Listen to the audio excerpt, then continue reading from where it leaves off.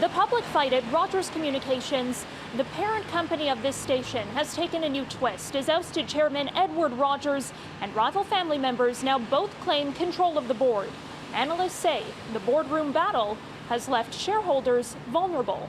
Rogers is in crisis, and Rogers has 10 million Canadian customers. They've got 70% institutional and retail shareholders. This is not just about the family. This is about significant stakeholders. After being dumped as chair of the board last week, Edward Rogers, son of founder Ted Rogers, called a Sunday night meeting with 5 new hand-picked board members who he says put him back in power.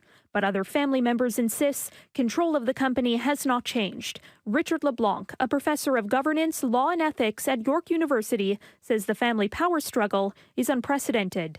It's unprecedented because there's a voting trust that is on top of a dual-class share structure. And that gives enormous concentration of power in the hands of one individual, which is Edward Rogers. The Rogers family, in this particular instance, owns only 1/3 of the shares by economic value of the company, but they have 97% of the voting rights.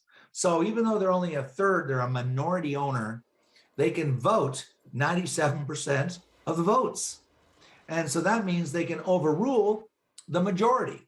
Martha Rogers, who also sits on the board, has taken aim at her brother in a series of tweets, calling his Sunday meeting pretend and saying Edward's efforts to shake up the board should be taken as seriously as if he appointed himself the King of England.